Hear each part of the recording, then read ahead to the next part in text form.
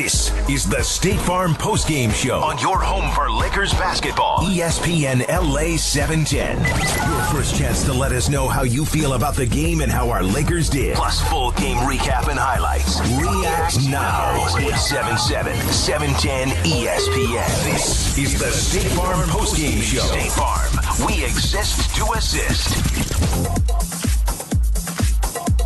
Well, it's good to be back. Unfortunately, the Lakers did not get back into the win column. They dropped their fourth in a row, losing the opener of this final three-game road trip in New Orleans, 110-102. And again, I'll keep saying it wasn't even as close as that. The score sounds a lot better than the game actually was. Although the Lakers did win the first quarter and the fourth quarter, but they did not win the game. Loss number 63 on the season. Welcome to the State Farm Lakers postgame show. As I said, I'm Jeff Biggs. Great to be back with you, and great to be joined once again by the host of Lakers Talk every Saturday morning here on ESPN LA. Just so happens that tonight and tomorrow he is with the team in New Orleans. Alan Sliwa, who joins us now live from the Smoothie King Center, where the Lakers just went down to another loss. Alan, how are you, my man? I'm doing good. Thank you, Jeff. Two nights here in New Orleans. Never been to New Orleans in my life, so it's been a really cool experience. Great city, great town. Unfortunately for the Lakers, they didn't exactly come out. This is pretty much the first game, I heard you say it with A. Martinez, that we can really start rooting for them to win in regards to that draft pick, because they're locked at number 2.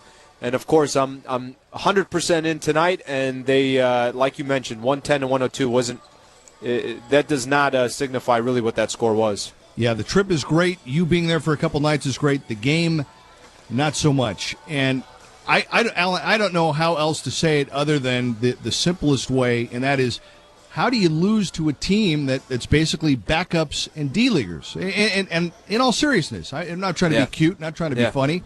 They had a good first quarter. You and I were texting during the game, and I'm thinking, okay, yeah, you got to take care of business. You got to beat these guys, steal the opener on this trip, and then they just fell apart. No Anthony Davis, no Norris Cole, a few other people as well. I know Ryan Anderson was out as well. I mean, these are key players for the New Orleans Pelicans who. I don't think you or myself or any other Laker fans thought that the Lakers would be down by 20 or whatever they were down, the highest margin there at some point. It's disappointing because, yes, these games don't count right now. They definitely don't. It's all about Kobe Bryant, and it's all about signing Kobe off to April 13th. But you're also looking at this roster and you're saying, look, there's some key players that are on this team right now are going to be the players for the future of the Lakers, or we're hoping that they're going to be hopefully part of a bright future for the Lakers. And then you see a performance like tonight, which happens. This is kind of the Lakers in a nutshell, where they can go out and they can play a tough game against some of these more competitive teams every once in a while in the NBA, and then they can go out and lay an egg to New York, lay an egg to Sacramento, New Orleans as an example, but not much of an excuse tonight, especially with so many key pieces missing for the Pelicans.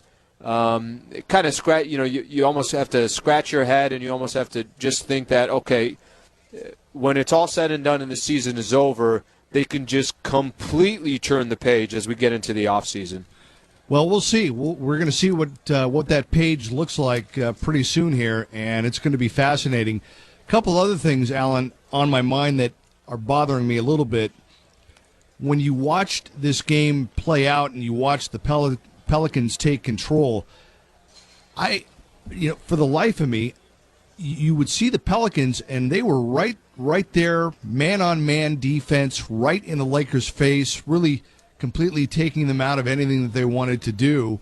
And for the Lakers, from a defensive standpoint, you had no need to double-team anybody on the floor tonight, and yet pretty much the fourth quarter, I throw that out because the Pelicans the game was over. But right. I'm saying up until that point, pretty much every possession, I mean, they were just moving and doing what they scoring at will. I mean, there was no resistance at all. And I know the easy thing to say is, well, the Lakers, they don't hustle or they don't try. Well, come on, you can't tell me the entire team collectively they just all decided to rebel and say we're not going to try tonight.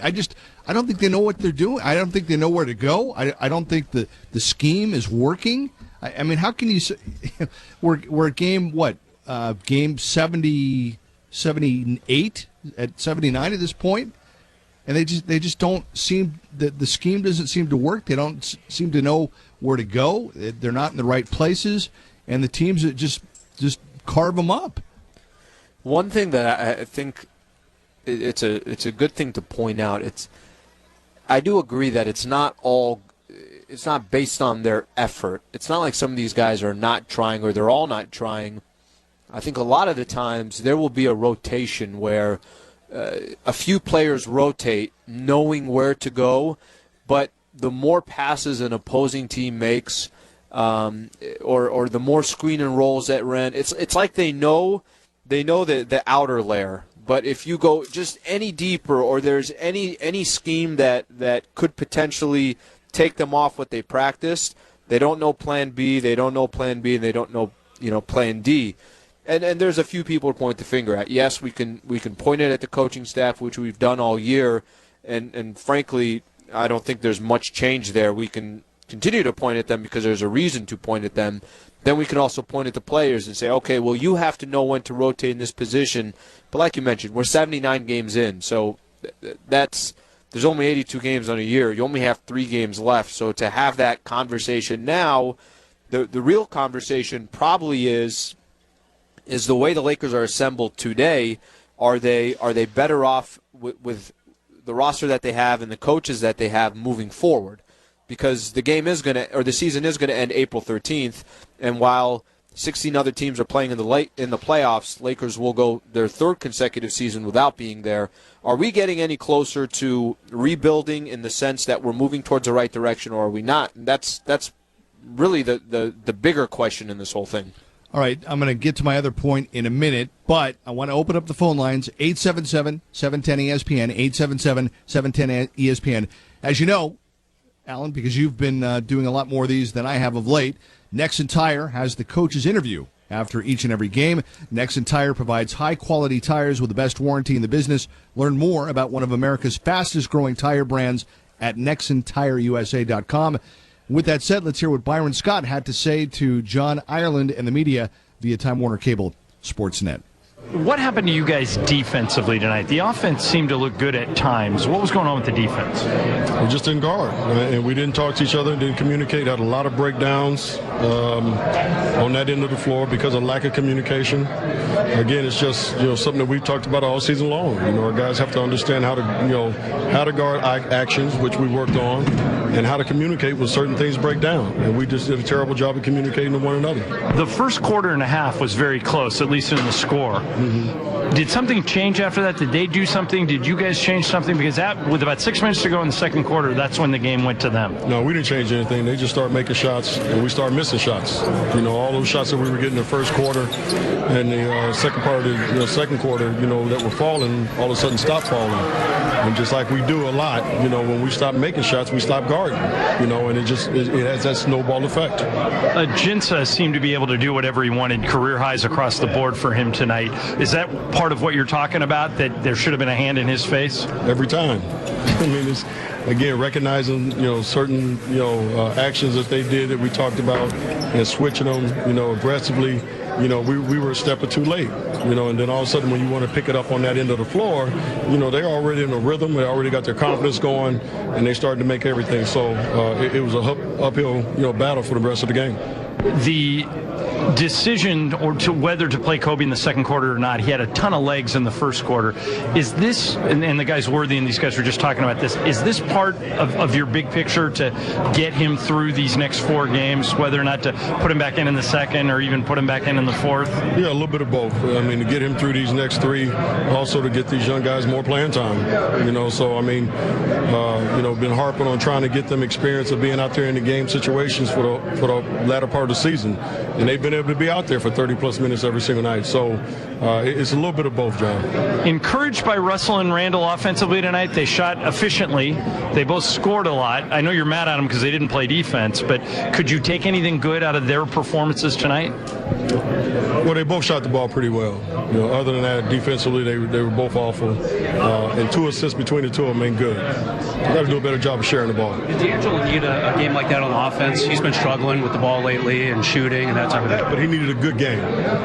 He needed a good game.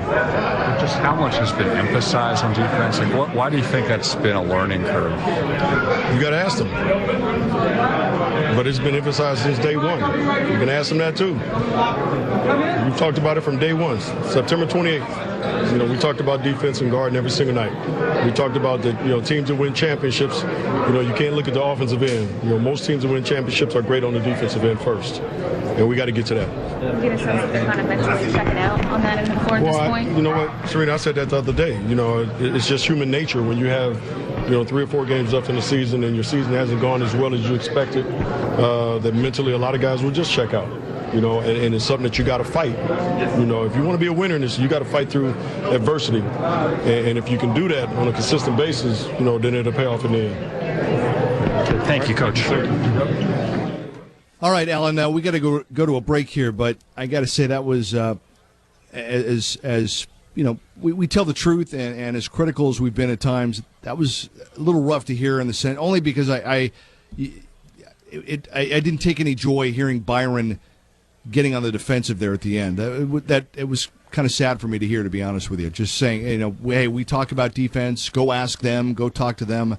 That's to me that's not the message that you're looking for. And that's pretty much been Byron the entire year. And it's listen, I'm not certainly not questioning that he's not having these conversations with the players. No. Certainly not questioning that he's emphasizing some of these things. But we've mentioned it before. Byron's personality is not one that he's going to say, look, guys, this one's on me tonight. I take full responsibility. I need to do a better job with this. I can do better. Whatever it is that, obviously the topic is, he does a little bit of that. I did my job. They didn't do theirs. I think that's a bad way to probably send messages to some of these kids, to fans as well, just because if you look at the record, they have only 16 wins and 63 losses or whatever the exact total is. It's a collective group. You're either all winning together or you're all losing together.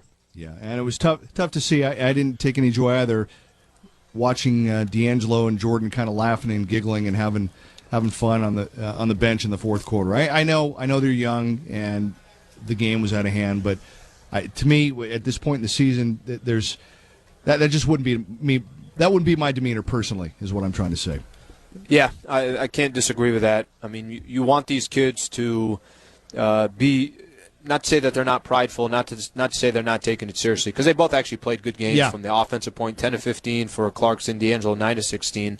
But there's a lot of other facets to the game. You're also getting beat, so we look at it as fans, because we really are. You and Jeff, or you and I are big fans of the Lakers. We are. If we're disgruntled, we want them to be disgruntled. We want them as fans. We always look at the players. You want them to care as much as you do. Yep, no doubt.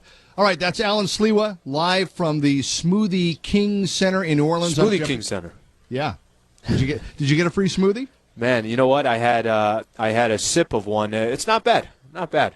Okay. I didn't have a full one, but I had part of one. Okay, that'll work. Alan Sliwa, I'm Jeff Biggs. This is the State Farm Lakers postgame show. Back with your calls after this on ESPN LA. He wants a slice. He wants a slice of the blame pie. So let's cut right into it. Alan, since you're the guest, I will let you go first. You take the first bite, and I will give you my thoughts when you are finished. Well, for me, Biggsy, it's always, you start at the top. In my opinion, there's a pecking order, and it starts from top all the way down to the bottom. And if you don't have your ducks in a row from the top, it could easily have that ripple effect all the way down towards the bottom. And I think there's been mistakes at the late. Not I think. We obviously know. Look at their record. They're 16 wins on the season, and as Ken pointed out, franchise record. They'll break last year's. I think they won 21 last year, so they'll obviously be below that with 3 games left.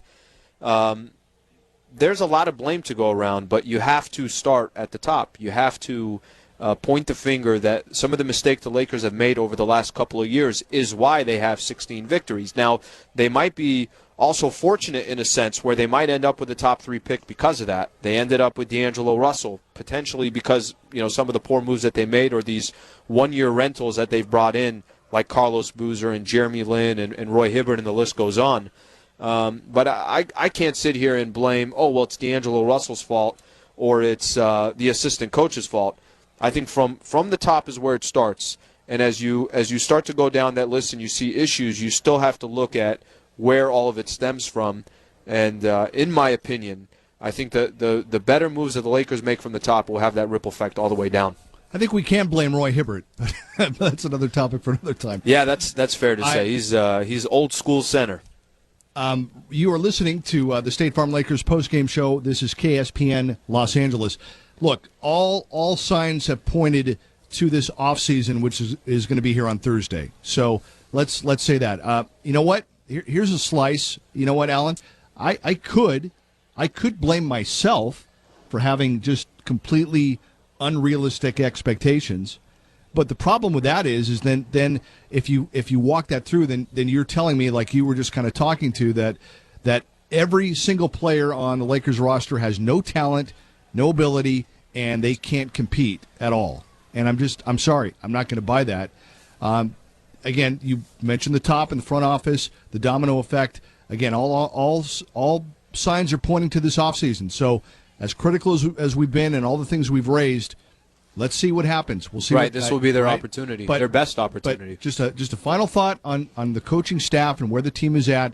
For lack of a better definition, the best way I can describe it is what I would call lack of institutional control. And what I mean by that is just you can blame, you can say this, you can say it's their fault, but you know what? If I'm the coach, if I'm the parent, ultimately it's on me to get my house in order. I can play the blame game, I can pout and get upset, but bottom line is it's up to me as the leader to fix it. Whether it's the way that I want to, whether it's another way, somehow, some way, it's on me to get it right and to get everybody in harmony and in unity. And I don't. The thing I was going to say, my last point that bothered me, Alan, is I just don't see the fight and the desire from this group to not want to lose, to want to win. That really troubles me, and I don't think they're thinking it on purpose. But obviously, there's a disconnect there. Yeah, certainly from a coaching perspective, it's pretty clear that they've to a sense tuned out Byron Scott.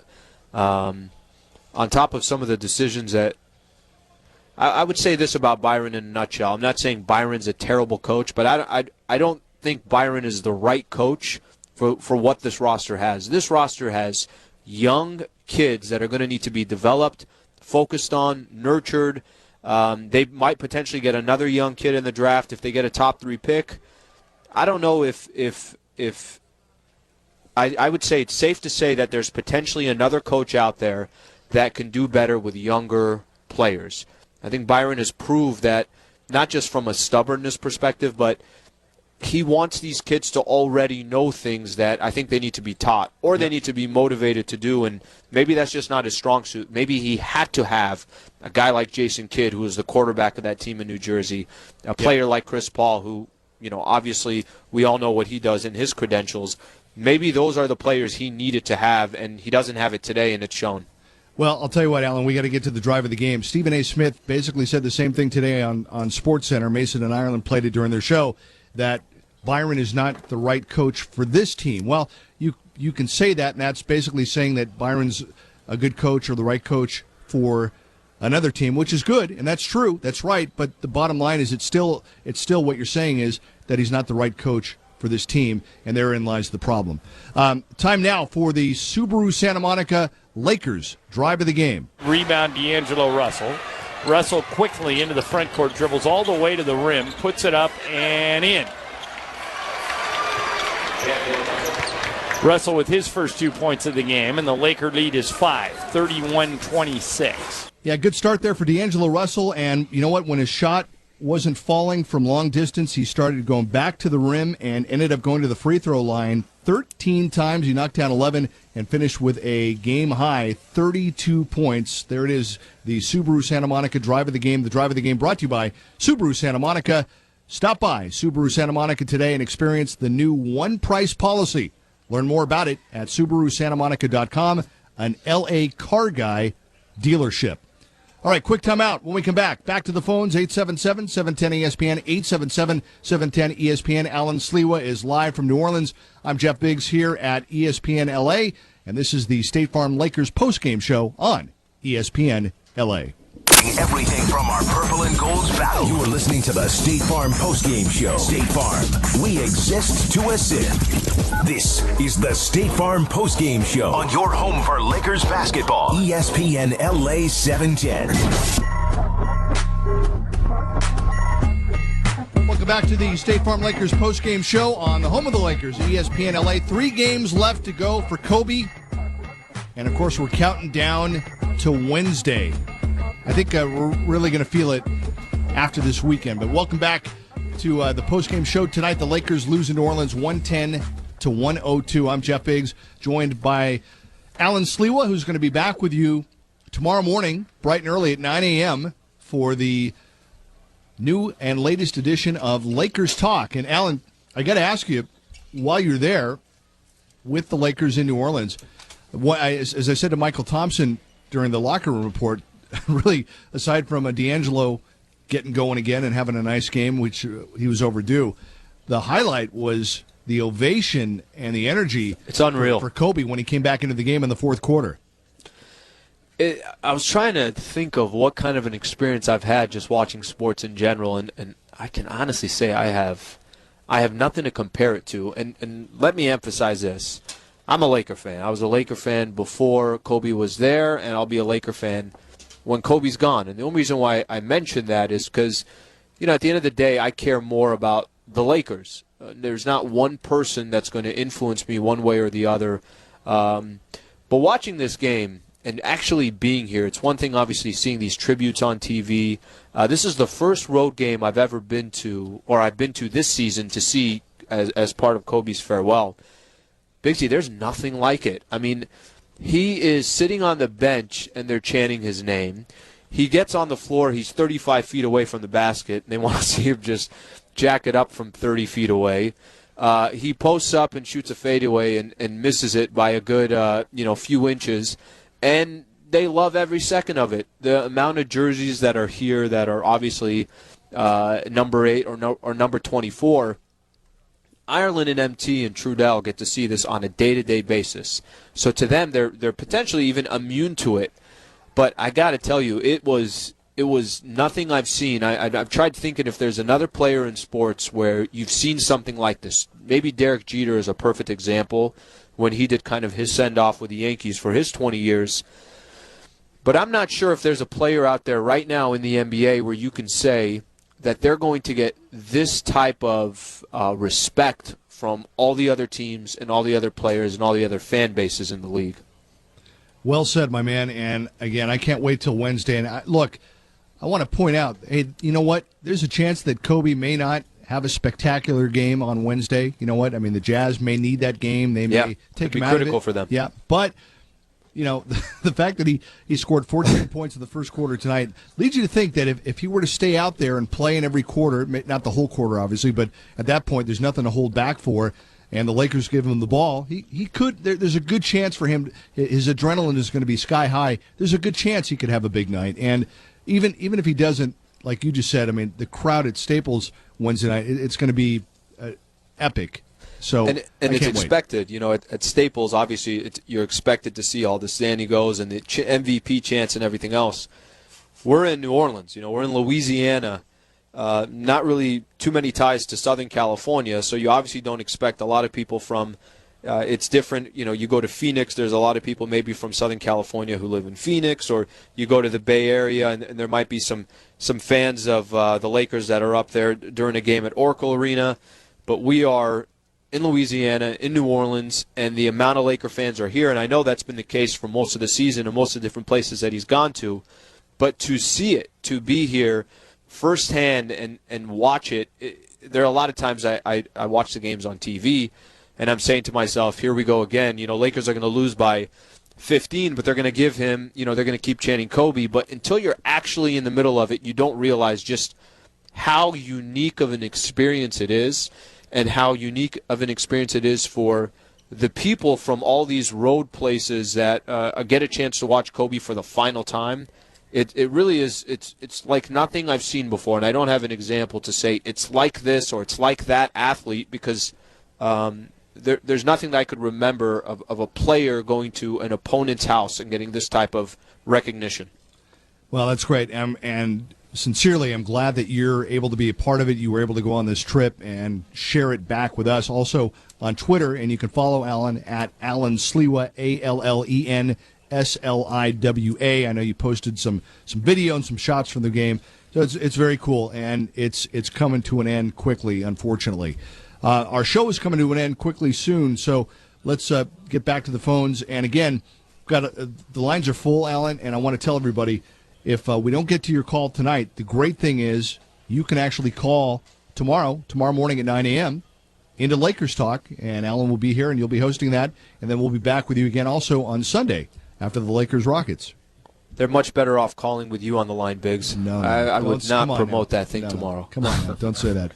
877-710-ESPN. Let's go out to Omar in Long Beach. Omar, thank you for waiting. You're on ESPN I LA. want to make some points, 3 points.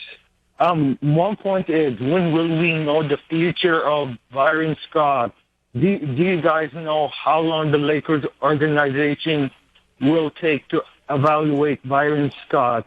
And my other point is, in the NBA, do you guys know how long the NBA teams evaluate coaches when they have options on their contract? Okay. And was there one more, or is that it, Omar? That's it. That's Thank it. you Okay. so much. Okay, you got it, buddy. Well, I would think, Alan, tell me if you disagree. I would think we're probably going to know pretty quickly, considering that it's going to be such a hot topic and it is such an important issue. I get the sense that at this point in time, the Lakers front office, the way the season is and it's gone, they've already made up their mind one way or the other. I'd like to hope so. At this point, and even if they haven't, let's just say hypothetically they're saying, look, let's wait till the season ends. Then when we do these exit interviews, right. Maybe they could sit down with some of these players, these younger players, and ask them that if your future's D'Angelo Russell, Julius Randle, Jordan Clarkson, Larry Nance, have a heart-to-heart with them. And I'm not talking about them talking to Byron Scott. Maybe them talking to Mitch Kupchak, and get a feeling for what they thought of the season. That if they think, hey, we'll run through a wall for Byron Scott, that might change some of their opinions. There might be other things that impacted the Lakers this year. Part of it being the Kobe farewell. I don't know if they have to know now, but have a game plan. That game plan, it's going to come pretty quick in the sense that you're going to find out if you're going to have a draft pretty soon. I think that's in May. And if you're going to have a draft pick, and then the draft's going to come, and then free agency is going to come. So you can't really sit around and just kind of twiddle your thumbs and not know where you're going to go. But I think part of those exit interviews where they have opportunity to kind of recap on the season and get the opinion of your young players, that might help as well. Yeah, it's going to be interesting because they are going to have those interviews, and those are going to go down at the end of next week and maybe early into next week, probably before, because they don't want the players are going to want to get out of here. And it's going to be interesting because once the Kobe farewell honeymoon is over Wednesday night, I mean, the spotlight, priority number one is going to be, is Byron coming back or is he going to go? Because free agency and trades and everything else, they're not even going to know if they're going to have the pick until the conference finals in May, late May. So until then, really the big storyline is going to be Byron, and everybody's going to want to find out what's going to happen. And those are, think about the dominoes that are going to fall. Yeah. You're going to find out if you're going to have a top 3 pick or not, which is so important. And then you got to make a decision on your head coach. And then what potential free agents that you could realistically go after with $65 million to play with. Obviously, they have to sign Jordan Clarkson. These are humongous moves that can be made in the offseason where the Lakers, Big Z, I know you know this just because you're a big NBA guy. You can be the Utah Jazz right now or the Houston Rockets. You can be a 500 team in the Western Conference, and you can make the playoffs. My point when I'm saying that, the days where you have to win 50 games or 52 games to make the playoffs and be an 8th seed, it doesn't necessarily have to be that way anymore.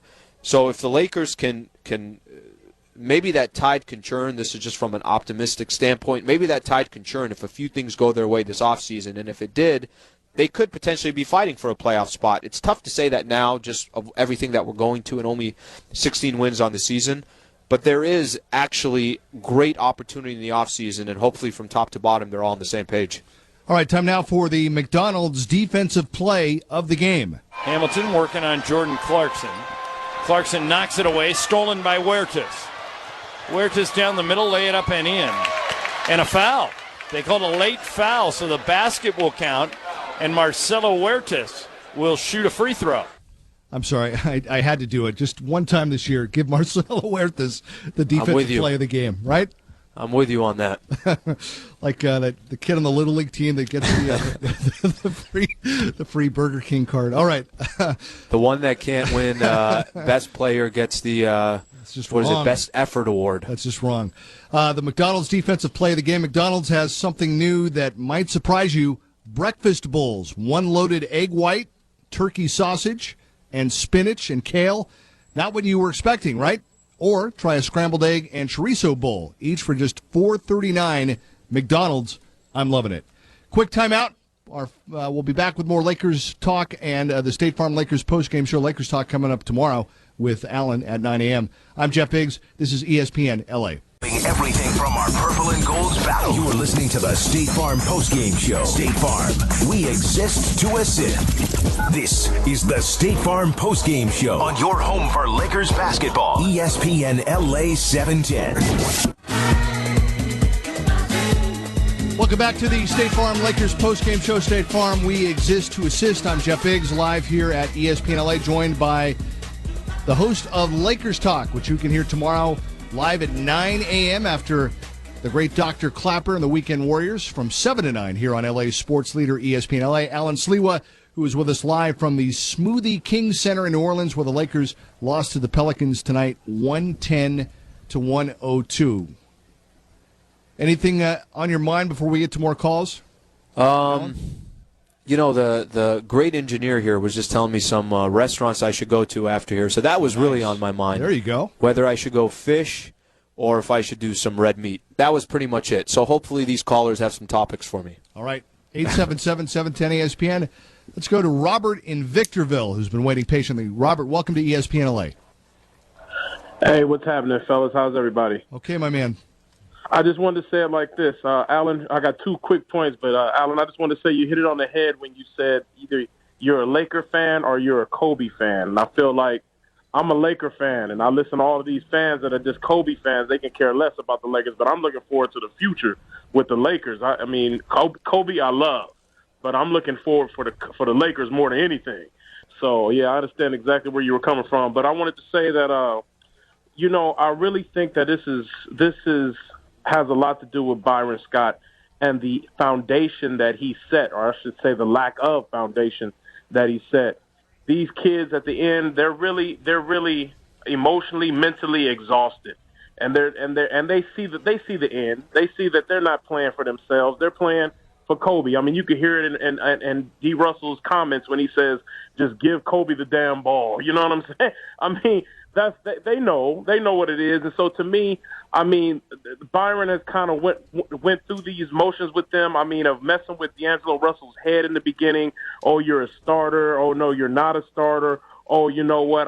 He's taking over the game. He's not there yet. I mean, just picking away at his confidence throughout the whole thing, benching him, then putting him back, then bench. I mean, it's just been a roller coaster. And to me, when you get at the end of the day, and now next year you want to bring this same coach back for these same kids, I mean, they're looking at him like, man, come on, man. You just put us through all of that with Kobe, told us how we have to be disciplined with the ball, but then he goes out and shoots 6 for 25. I mean, come on now. You know what I'm saying? So to me, to answer your question, Jeff, I think that a lot of it has to do with just mental exhaustion and they're just done, man. I mean, you can say that, hey, you should have the fight and you should have all that, and that's true. They should. They're professionals. They get paid, but I mean, we've all been there on the job ourselves, and we just feel like, you know what, man, my boss is really picking at me. He's really, doing all these different things and just making this environment real uncomfortable. And, I'm just not feeling it right now. You know what I'm saying? Yeah. So that's all I wanted to say, gentlemen. Thanks. Have a good night. Robert, good call, my man. I hope you'll call back. Thank you. Yeah, that's pretty much telling it like it is. I think pretty much sums it up. The only thing I would say to that, Biggs, is he's right about Byron, and he's right that there's probably an exhaustion, less from a physical standpoint, more of a mental standpoint from some of these players. Right.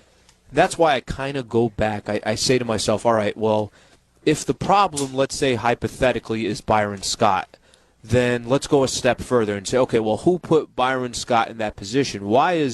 If Byron is not known in his career for coaching and developing and cropping young talent, right, then should Byron have been put in that position to, obviously coach the Lakers? I know when that carousel was going around and the Lakers were looking at who to coach, I don't know how many times they interviewed him and there were some delays and so forth and so forth. I know it was kind of a safe pick, I guess you can say. He's a former Los Angeles Laker. He's won NBA championships, and I think part of that had something to do with it. And when they hired Byron, heck, what do I know? I kind of looked at it from that situation. I was like, okay, I'm kind of sold on it too. But when I look kind of a little bit deeper, you say, all right, well, Byron's in a position where, let's say he's failing. Who put Byron in that position to fail?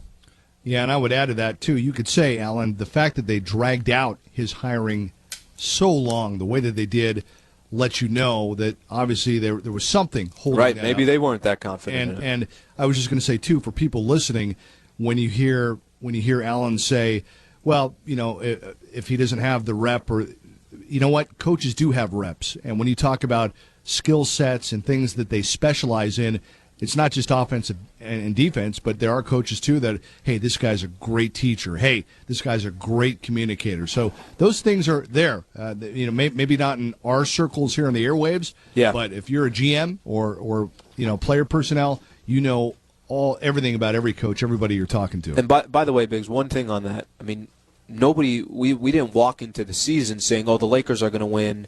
If the Lakers won 32 games this year, let's say double what they have now, obviously they'd be out of the playoff picture. And I think we'd kind of be sitting here saying, oh, you know what, maybe they won more games than we thought. The expectation going into the season wasn't that the Lakers were going to make the playoffs or they're going to make a run at a championship. That wasn't the expectation. But when you watch, you ask yourself, okay, is this team getting better? Is there a potential future? When Byron is sitting on the sideline or during practice, are these players getting better because of Byron, or are they progressing or are they regressing? And I think so far, wouldn't you say it's safe to say that we're 79 games into the year? It's safe to make the assumption that we don't think the Lakers are getting better. They got blown out by the Pelicans without Anthony Davis, without Ryan Anderson, without Norris Cole and a number of players. And by the way, one of the top players in the NBA is Anthony Davis. So at this point of the season, it's safe to say that the Lakers, we're not building on something. And some of that has to do with, obviously, the coaching. You took the words right out of my mouth, and I think that's what to me, that's the smoking gun right there. And the truth of the matter is, they've gotten worse as the season has gone on. And I'm sorry, you know what? That's the concerning part. Yeah, there's just no way around that. 877-710-ESPN, 877-710-ESPN. Time now for the Lakers Player of the Game, brought to you by Fantasy Springs Resort Casino.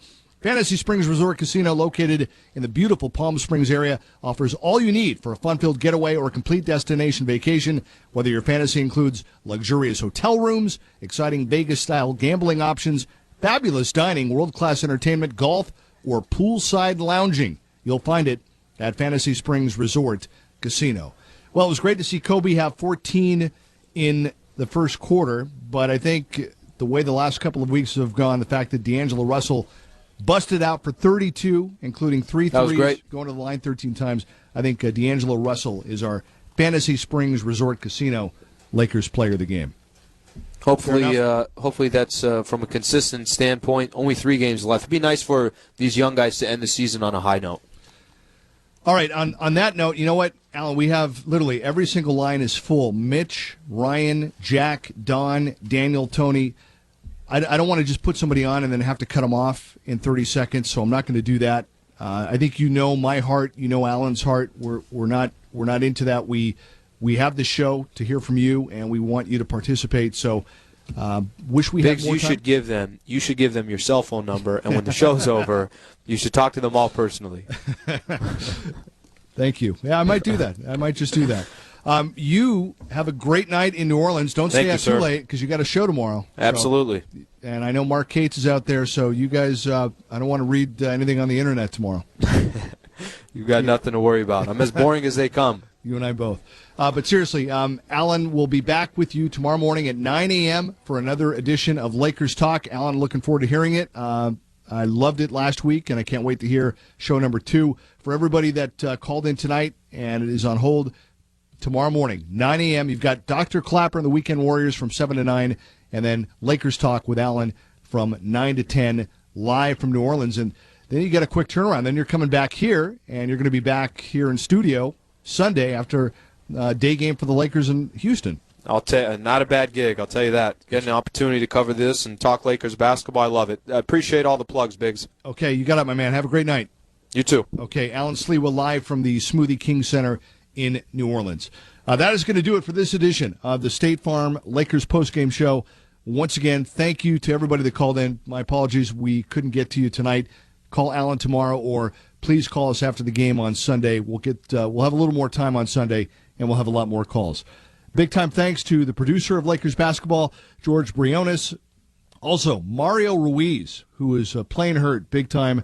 Mario Ruiz, thank you for your help. Outstanding work as always. And Rebecca Womble, cutting up the highlights tonight. And most of all, thank you to you for listening and for calling in. I'm Jeff Biggs. We'll be back with you again on Sunday. Lakers Rockets, 12:30 tip. A. Martinez will be along at 11 a.m. with Lakers Game Day, the Toyota Lakers Countdown Show. And then I will join you after the game for the State Farm Lakers postgame show. Once again, the final tonight from New Orleans. The Lakers fall to the Pelicans 110-102. You've been listening to the State Farm Lakers postgame show on ESPN LA. Listening to the State Farm postgame show on ESPN LA.